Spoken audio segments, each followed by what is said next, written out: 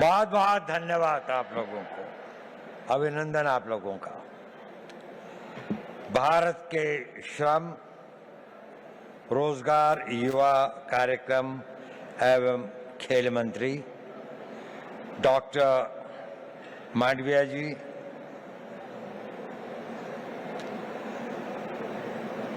इस विभाग की सचिव श्रीमती पल्लवी गोयल, क्षमा कीजिएगा, और हमारी मिनिस्टर ऑफ स्टेट रक्षा खड़से जी और एडिशनल सेक्रेटरी श्री मिश्रा जी, प्रतिष्ठित यहाँ पर उपस्थित सभी लोगों को, और विशेषकर इस सभागार में उपस्थित 3000 वो युवा जो एक बड़े भारी कंपटीशन के बाद यहाँ पर आए हैं, उन सब का मैं अभिनंदन करता हूँ। मैं आभारी हूँ माननीय मंत्री जी का, जिन्होंने मुझे यहाँ आने का ये अवसर दिया। थोड़ा असमंजस था मुझे, मैंने कहा भी कि मेरा क्षेत्र, मेरा अनुभव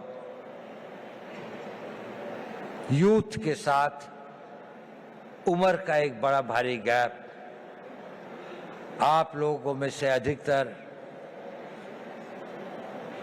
मेरे से 60 वर्ष से अधिक छोटे हैं।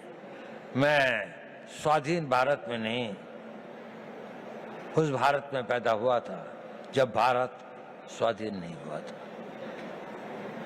तो मैं आपसे क्या बात कर सकता हूं? क्या चीज है जिस विषय पर मैं आप लोगों से बातचीत कर सकूं?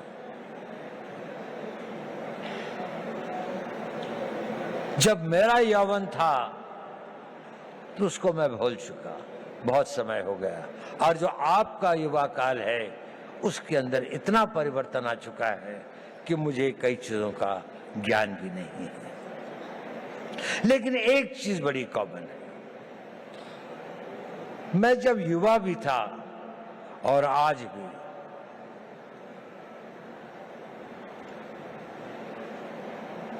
एक चीज का मैंने देखा, वो हमेशा आपके साथ चलती है, आपको पता हो या ना हो, आप कॉन्शियस हो या ना हो,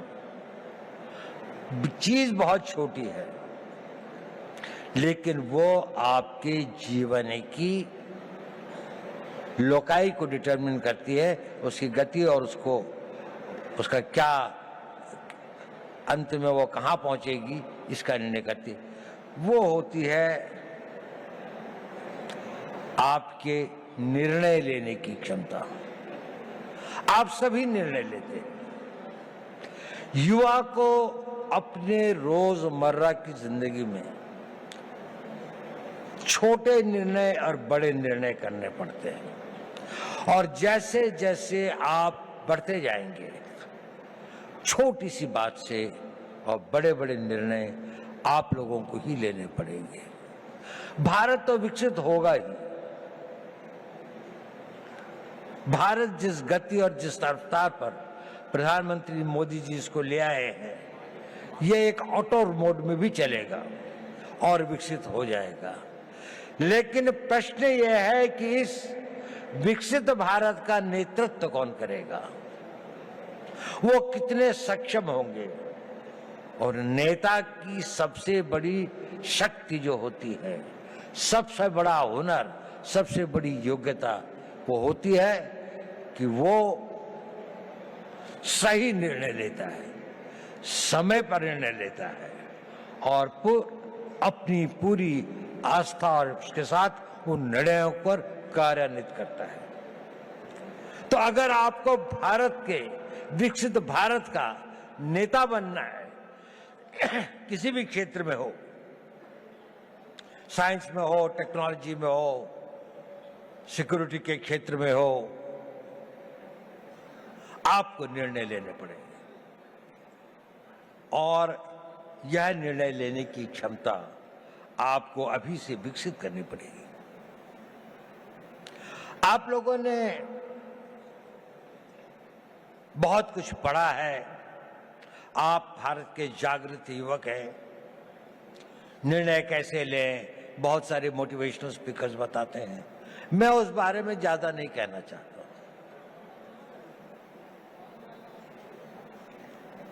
मैं छोटी सी बात कहना चाहता हूं, आप जब निर्णय लें तो आज के लिए नहीं, अपने आने वाले उस भविष्य के लिए निर्णय लें। दूरदर्शी भाव से निर्णय लें। आज का निर्णय तो लगता है कि ठंड बहुत है, रजाई में बैठे रहें, लेकिन अगर आपको कंट्री को रिप्रेजेंट करना है तो आपको लगता है नहीं, मुझे 4 बजे दौड़ने के लिए जाना ही चाहिए, मुझे अपनी फिजिकल फिटनेस रखनी चाहिए। अभी 1 जनवरी को कई लोगों ने बहुत सारे निर्णय लिए होंगे। कल से पक्का सोशल मीडिया नहीं देखूंगा, टाइम खराब नहीं करूंगा, जिम में रोज जाऊंगा, खूब दिल लगा के पढ़ाई करूंगा। कुछ करते हैं, कुछ नहीं करते। सही निर्णय लेना बहुत जरूरी है, बहुत आवश्यक है। अपने निर्णयों को दूरअंदेशी से करें। हर निर्णय को लेने के साथ ये सोचें कि इस निर्णय के बाद मेरा अगला निर्णय क्या होगा, अगला कदम क्या होगा। एक कदम उठाने से पहले अगले 2 कदम की सोचें। जीवन के अंदर में ड्रीम्स से जीवन नहीं बनते, पर ड्रीम्स उनको एक दिशा देते हैं, आवश्यक है। उन ड्रीम्स को डिसीजंस में बदलना पड़ता है और उन डिसीजंस को लाइफ की रियलिटीज में बनना पड़ता है। कुछ लोग जो इसे कर पाते हैं वो सक्सेसफुल हो जाते हैं, उन्हें सफलता प्राप्त होती है। बाकी लोग ड्रीम्स के से और डिसीजन तक के कुछ वाक हो जाते हैं, कुछ डिसीजन से इम्प्लीमेंटेशन तक में भटक जाते हैं, तो गंतव्य तक नहीं पहुंचते। आप सब लोगों में असीम संभावनाएं हैं। आप में यौवन की ऊर्जा है, आप में बड़े बड़े सपने हैं, आप में वो शक्ति है, आप में वो प्रवाह है जो ये कहता है कि मैं समुद्र को पी जाऊंगा, मैं दुनिया को बदल डालूंगा। उस तरह की शक्तियों को लेकर आप आए हैं और आप बहुत भाग्यवान हैं कि आप उस भारत में पैदा हुए, एक स्वतंत्र भारत में। ये स्वतंत्र भारत हमेशा ऐसा नहीं था जितना स्वतंत्र आपको दिखाई देता है। सदियों तक हमारे पूर्वजों ने इसके लिए बहुत कुर्बानियां सही, बहुत अपमान सहे, बहुत असहायता के दौर से गुजरे। कई लोगों को फांसी चढ़नी पड़ी, भगत सिंह को फांसी के फंदे को स्वीकार करना पड़ा, सुभाष बोस को जीवन भर संघर्ष करना पड़ा, महात्मा गांधी को सत्याग्रह करना पड़ा और अनगिनत लोगों को अपनी जानें देनी पड़ी। ये संघर्ष चलता रहा। हमारे गांव जले, हमारी सिविलाइजेशन को समाप्त किया गया, हमारे मंदिरों को लूटा गया और हम एक मूक दर्शक की तरह असहाय होकर इसको देखते रहे। ये इतिहास हमें एक चुनौती देता है कि ये उस भारत का आज हर युवक के अंदर वो आग होनी चाहिए कि मैं, प्रतिशोध शब्द अच्छा तो नहीं है, लेकिन प्रतिशोध भी अपने में एक बड़ी भारी शक्ति होती है। हमें अपने इतिहास का प्रतिशोध लेना है। हमने इस देश को फिर वहां पहुंचाना है जहां पर हम अपने हक, अपने विचार और अपनी आस्थाओं के आधार पर एक महान भारत का निर्माण कर सके। हमारी एक बड़ी विकसित सभ्यता थी। हमने किसी के मंदिर नहीं तोड़े, हमने कहीं जाकर लूटा नहीं, हमने किसी बाहर के लोगों के ऊपर आक्रमण नहीं किया, जबकि सारी दुनिया बहुत पिछड़ी थी। परंतु क्योंकि हम अपनी सुरक्षा और हम अपने आप को समझ नहीं पाए कि हम को क्या खतरे हैं, हम उनके प्रति उदासीन रहे, तो हमें इतिहास ने एक सबक सिखाया। क्या हमने वह सबक सीखा? क्या उस सबक को हम याद रखेंगे? अगर आने वाली पीढ़ियां उस सबक को भूल जाएंगी तो ये इस देश का सबसे बड़ा ट्रेजेडी होगी। सेंट पीटर्सबर्ग के अंदर में एक बहुत बूढ़ा रवि रहता था, यू। वहां का जो बिशप था वो दोनों बहुत दोस्त थे।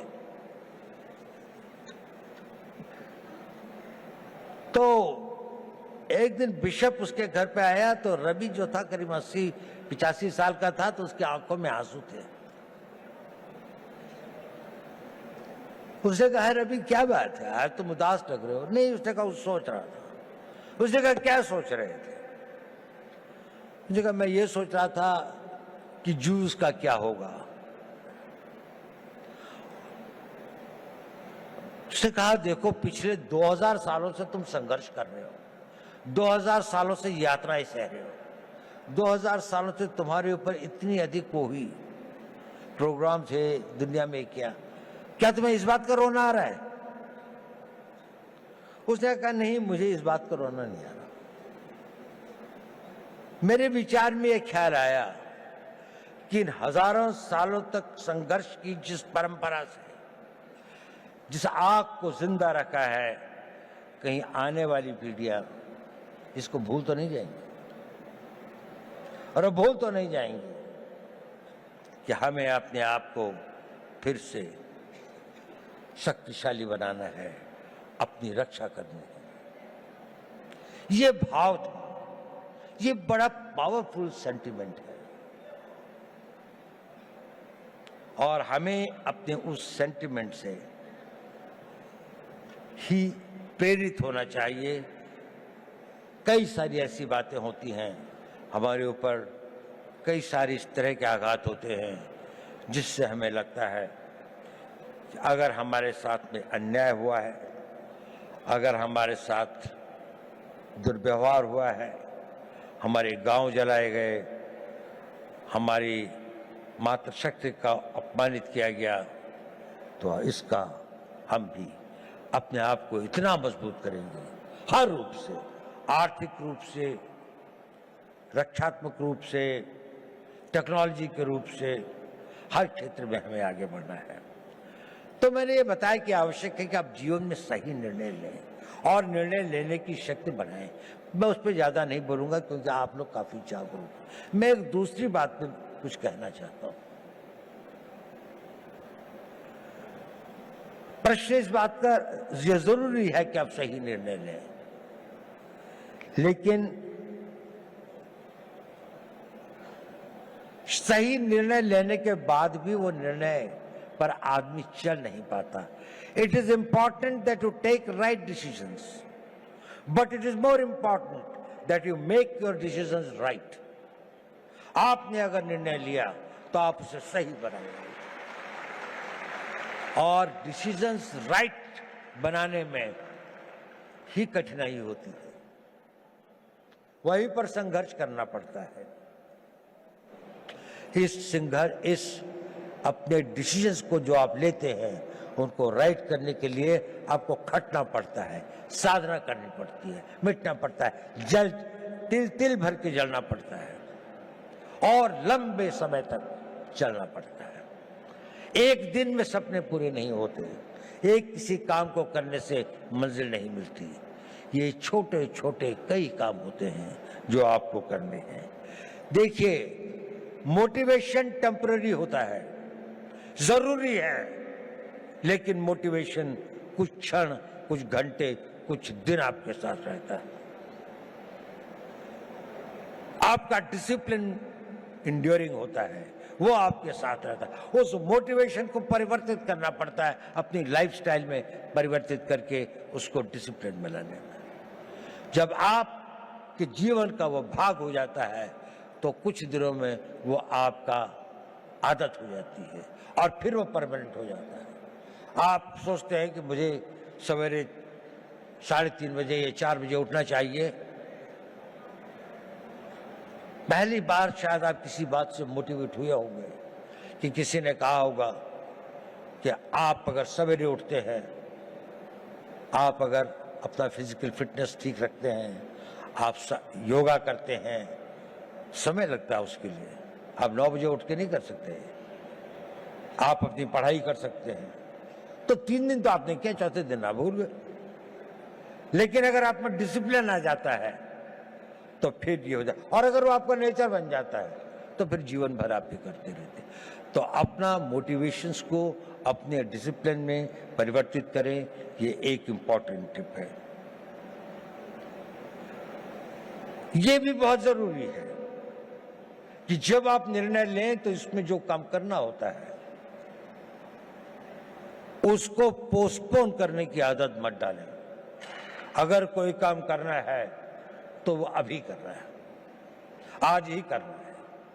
मैं इसको आधे घंटे के लिए नहीं पोस्टपोन करूंगा। अगर आपने उसको पोस्टपोन किया तो ये भी हैबिट फॉर्मिंग होता है, यह आपकी आदत बन जाएगी और आप जीवन में अच्छे कामों को करने की इच्छा तो होगी, लेकिन आप उसे पोस्टपोन करते जाएंगे। पोस्टपोन मत करिए। दूसरी बात, कभी कभी किसी कारणों से व्यवधान हो भी जाए तो don't quit. Tenacity is a very important power. आपकी लगन, उस लगन के साथ में लगे रहें, क्विट मत करें, सरेंडर मत करें। कष्ट आएगा, रुकावटें आएंगी, तकलीफें आएंगी, ठहरना होगा तो ठहरेंगे, लेकिन ना अपनी मंजिल छोड़ेंगे, ना अपना रास्ता बदलेंगे। आगे बढ़ेंगे तो पूरे जोश के साथ बढ़ेंगे। और एक बहुत बड़ी बात है कि अपने ऊपर विश्वास मत छोड़ें। स्वामी विवेकानंद जी ने कहा था, पुराना धर्म कहता है नास्तिक वो है जो ईश्वर पर विश्वास नहीं करता। नया धर्म कहता है नास्तिक वो है जो स्वयं पर विश्वास नहीं करता। यदि आपको ईश्वर पर विश्वास है तो अपने पर विश्वास करना सीखिए। आप इसको कर सकते हैं। ये शक्ति आप में अपने आप आ जाएगी अगर आप अपने आप को ये करेंगे। मैं आपसे ये सब क्यों कह रहा हूं? इसलिए कि आप भविष्य के नेता हैं। अगर आप भविष्य के नेता हैं तो आपको डिसीजन लेने पड़ेंगे। अगर आपको डिसीजन लेने पड़ेंगे तो आपको उन डिसीजंस को कामयाब बनाने के लिए पूर्ण आस्था, पूरी कमिटमेंट, पूरी मेहनत, पूरी लगन के साथ समर्पित होना पड़ेगा। लेकिन इसका एक और कारण भी है जो मैं ये बात आपसे कह रहा हूं। ये बात सही है कि नहीं मैं नहीं कह सकता, लेकिन ये मेरे 81 साल के जीवन का अनुभव है। और आप लोगों को गुमराह करने से बड़ा पाप मैं कोई नहीं कर सकता। मैं आपसे एक बात कहना चाहता हूं, ये मेरे अनुभव के आधार पर भी है और मेरा अनुभव मेरे अपने जीवन का नहीं और हजारों लोगों के साथ जो मेरे जीवन का अनुभव रहा उस पर भी। जब आप अपने आप को इस तरह से ढालते हैं, 5 साल का टाइम दीजिए, केवल 5 साल, कि मैं जो निर्णय करूंगा उस पर अटल रहूंगा। 5 साल अगर आपने यह काम किया, आप में एक अद्भुत एनर्जी पैदा होती है। वो होती है आपकी विल पावर। और ये सब जो मैं कह रहा था वो इसलिए कह रहा था, सही निर्णय लें, निर्णय पर अटल रहें, ताकि आप में वो विल पावर पैदा हो सके। और वो विल पावर क्या होती है, मैं आपको छोटी सी कहानी सुनाता हूं। 11 अप्रैल 2011 को हमारे कंट्री की एक नेशनल वॉलीबॉल प्लेयर थी, उनका नाम था अरुणिमा वर्मा। वो वॉलीबॉल के टूर्नामेंट से आई और अपनी परीक्षा देने के लिए दिल्ली से लखनऊ जा रही थी। बरेली के पास कुछ डकैतों ने उस पर हमला कर दिया और लोगों से सामान लूटने लगे। अधिकतर लोगों ने दे दिया। उसके गले में चेन थी, उन्होंने चेन खींचने की कोशिश करी, उसने रेजिस्ट किया, उसने नहीं दी चेन। उन लोगों ने उसे ट्रेन से बाहर कर दिया। वो बहुत बुरी तरह से लहूलुहान हो गई। दुर्भाग्य देखिए, उसी समय दूसरी ओर से एक ट्रेन आ रही थी और वो ट्रेन से उसका पांव कट के अलग हो गया। रात के 2 बजे का समय था।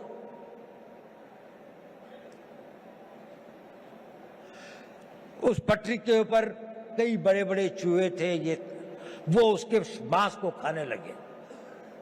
वो वेदना में कराह रही थी पर कोई नहीं था। उस सुनसाने में, उस वीराने में कोई नहीं था। वो लहूलुहान, उसका बहुत खून बह चुका था। सवेरे लोग वहां पहुंचे तो उसको उठाया, ले गए। नेशनल प्लेयर थी, दिल्ली लाए, all India institute of medical sciences में उसका उपचार हुआ।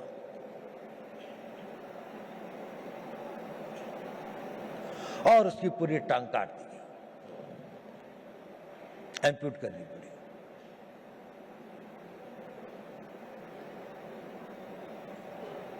वो बिल्कुल एक विकलांग होकर अपने घर में पड़ी थी, लेकिन उसने ये इरादा किया कि नहीं, मैं विकलांग नहीं हूं, मैं माउंट एवरेस्ट पे चढ़ूंगी।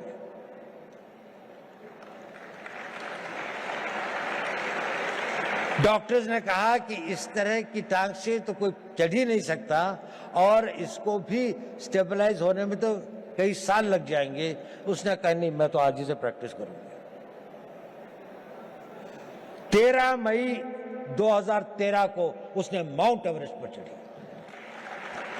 पहली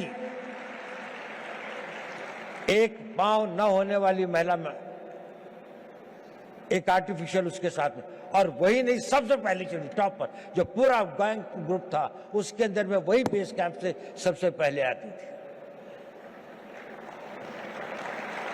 क्या था उसके अंदर? Physical strength, opportunities, talent. इस सबसे ज्यादा उसके अंदर वो विल पावर थी। और वो विल पावर उसके साथ में एक दिन में नहीं आई।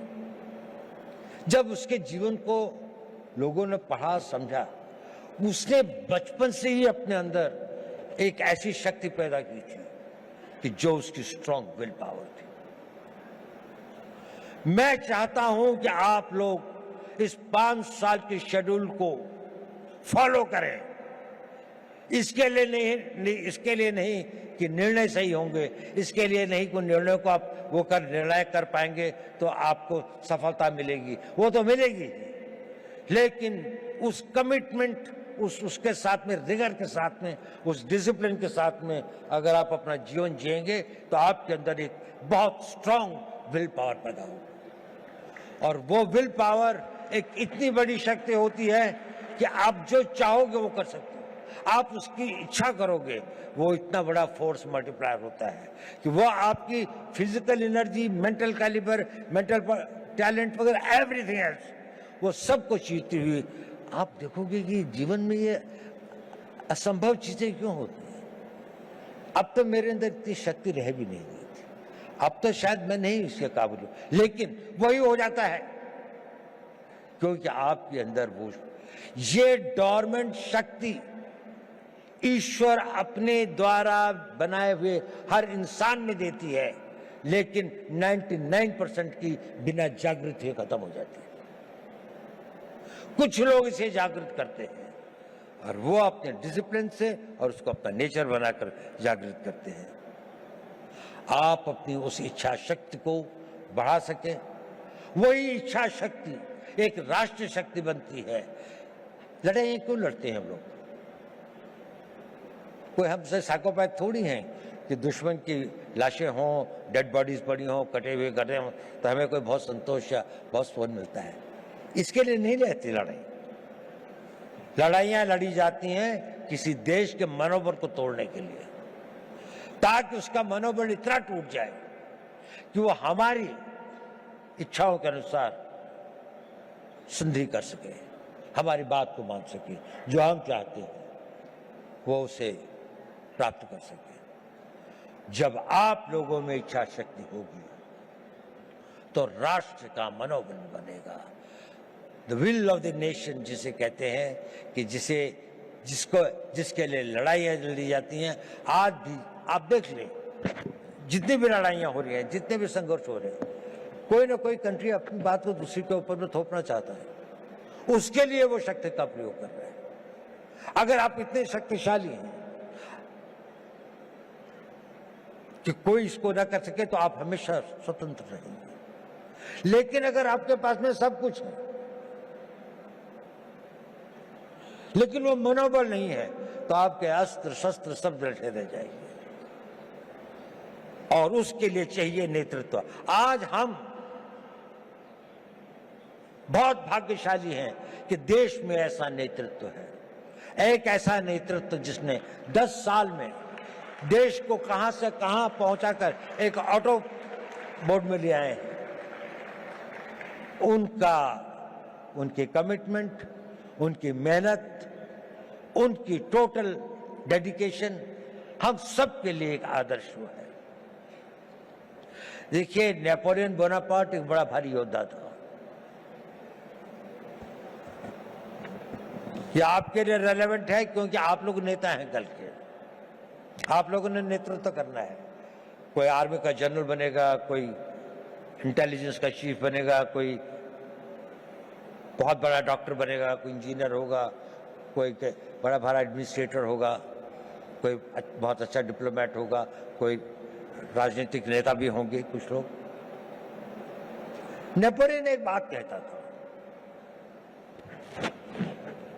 I am not afraid of 1000 lions led by a sheep, but I am afraid of 1000 sheep led by a lion. अगर हम 3000 लॉयन पैदा कर दें, नेपोलियन कहता था मुझे 1000 शेरों की फौज से डर नहीं लगता अगर उसका नेतृत्व एक भेड़ का बच्चा कर रहा हो। लेकिन अगर भेड़ों की फौज होगी पर अगर भेड़ों की फौज का भी नेतृत्व करने वाला एक शेर होगा तो मुझे उससे बहुत डर लगता है। क्या इस भारत मंडपम में बैठे 3000 शेर पैदा कर सकते हैं? 3000 वो लोग कर सकते हैं। अगर आप नेतृत्व करेंगे तो देश पीछे चलेगा, जहां आप ले जाएंगे देश वही जाएगा। आज देश कहां जा रहा है? इसकी कल्पना जिसने इसकी कल्पना करी, मोदी जी ने इसकी कल्पना करी। एक संघर्ष क्या, एक टीम, जो भी इतना सारा, इतनी मेहनत, इतनी लगन, इतनी कमिटमेंट, इतनी इमेजिनेशन के साथ में इतना डिसिप्लिन है कि वो भी एक तरह से ऑटो मोड पर डिविनिटी के साथ चलते हैं। कहां से विचार आते हैं, नए नए विचार, किसी भी क्षेत्र में हो। हम लोगों का तो थोड़ा स्पेशलाइज फील्ड है, उसमें भी मैं देखता हूं हमेशा उनको कोई एक नया विचार, एक नया वो आता है उस विल पावर से, उस टोटल कमिटमेंट से, उस पूरी की पूरे समर्पण से। आप बहुत भाग्यवान हैं। आप एक उस भारत के तो देखेंगे जिसकी हम कल्पना कर सकते हैं। जब आप अपने यौवन में, जब आप अपने उसके आगे अपनी मेहनत और लगन से आगे पहुंचेंगे तो उसके बाद आप देखेंगे एक बहुत बड़े भारत की आप होंगे। लेकिन ये पहली बार नहीं होगा कि भारत के इतिहास में ऐसा हुआ। जब जापान का उदय हुआ तो वेस्ट के अंदर में एक बड़ी बहस चली कि क्या एशियन कंट्री कोई जो है वो वेस्टर्न कंट्री से आगे निकल सकता है। तो मैलिस एंडरसन करके एक हिस्ट्री के कैम्ब्रिज यूनिवर्सिटी के अंदर में एक हेड ऑफ द डिपार्टमेंट थे, उनसे कहा गया कि एक स्टडी की जाए कि ये इकोनॉमी जो है इसका क्या इतिहास रहा है। तो मैलिस ने किताब लिखी जिसका नाम है वर्ल्ड हिस्ट्री ऑफ इकोनॉमी, और उसने वो फर्स्ट सेंचुरी से लेके 19th सेंचुरी तक लिखी,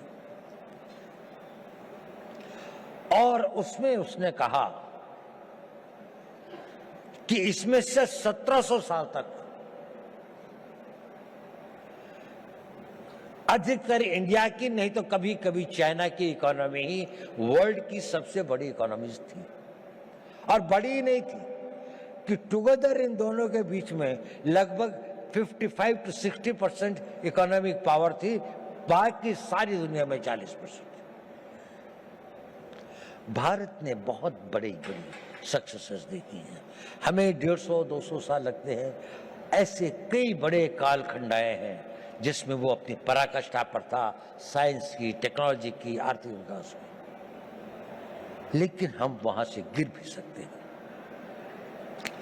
there is nothing permanent in life. आपको अपने हर दिन की उसकी रक्षा प्रतिदिन करनी पड़ती है। ये एक परपेचुअल स्ट्रगल होता है। नेशनहुड और राष्ट्र को मजबूत रखना ये एक निरंतर संघर्ष है, जैसे कि आपका भी संघर्ष निरंतर है। ये कभी समाप्त नहीं होता। आखिरी सांस तक आपका जीवन तब तक सार्थक है जब तक आप सोचते हैं कि मेरे लिए करने के लिए कल भी कुछ है। अगर आपके पास कल कुछ नहीं है तो आपका जीना बेकार है। आप सोचते हैं और जो कल मैंने करना है वो डिसिप्लिन आपके अंदर वो इच्छा शक्ति पैदा कर देगी, उसके लिए शक्ति भी आएगी, समय भी होगा, संयोग भी होगा और आप उसे कर भी पाएंगे और आप कामयाब हों। मेरी यही शुभकामनाएं आप लोगों को, मेरा बहुत बहुत आप भारत के भविष्य हो, के कर्णधार हो, आप लोग फले फूले मेरे